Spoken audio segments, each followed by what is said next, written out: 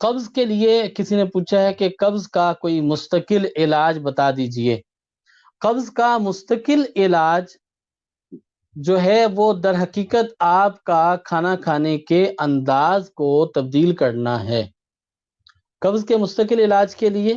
کھانا خوب چبا کے کھائیں اور بیٹھ کے سنت طریقہ کو مد نظر رکھتے ہوئے کھانا کھائیں تو آپ کو معدے کے عوارضات نہیں ہوں گے، آپ کو قبض کی شکایت نہیں آئے گی، اور آپ بہت سارے ایسے دیگر مسائل کو بڑا اچھا ہینڈل کر سکیں گے۔ قبض کے لیے سورہ رعد ایک مرتبہ تلاوت کی جائے، دم کر کے پانی پی لیا جائے تو اس سے قبض رفع ہو جاتی ہے۔ اس کے علاوہ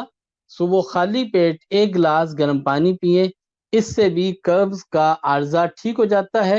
اور قبض کا عارضہ جیسے ہی ٹھیک ہوگا تو اس سے آپ کی قبض کے ساتھ باقی جتنی دیگر تکالیف ہیں وہ بھی کنٹرول ہو جاتی ہیں۔ قبض کو توڑنے کے لیے فوری طور پر امیڈیٹ ریپڈ ایکشن جو آپ کو مل سکتا ہے، آپ کو قبض کا سامنا ہے اور آپ کئی دنوں سے اسٹول پاس نہیں کر پائے اور اس کی وجہ سے بہت پینک کنڈیشن میں ہیں، تو اس کے لیے 3 انجیر 1 کپ دودھ میں ابال لیں،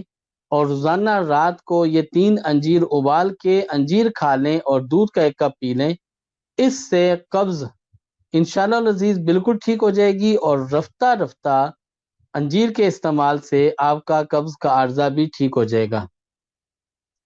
یہ طب نبی صلی اللہ علیہ وسلم کے اندر ہمیں ملتا ہے کہ انجیر بواسیر اور قبض کا علاج ہے۔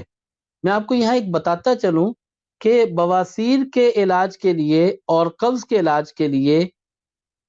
طب نبی کی اس خوراک میں اور جو دوسرے طریقہ علاج ہیں ان کی دواؤں میں کیا فرق ہے۔ مثلا وہ دوا جو آپ جو ہے کوئی ایلوپیتھی سسٹم میں استعمال کرتے ہیں، جیسے لاسکس کے ڈراپس ہیں،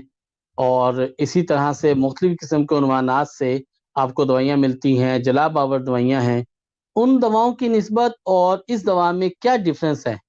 دیکھیں، جو دوائیں قبض توڑنے کے لیے استعمال کی جاتی ہیں وہ آنتوں کے اندر پریشر بلڈ کرتی ہیں، آنتوں کو ڈائلیٹ کرتی ہیں، اور پھر آنتوں میں پریشر بلڈ کر کے موشن جو ہے وہ جلاب کی صورت میں آتا ہے اور قبض ٹوٹ جاتی ہے۔ اس کے مقابلہ میں بہت سارے غذائی اجزاء اور بہت سارے ایسے بیکٹیریاز جو آپ کی آنتوں کے لیے، آپ کے معدے کے لیے بہت زیادہ مؤثر ہوتے ہیں، وہ بھی ویسٹ ہونا شروع ہو جاتے ہیں جب آپ عمومی طور پہ قبض کی دوائیں استعمال کرتے ہیں۔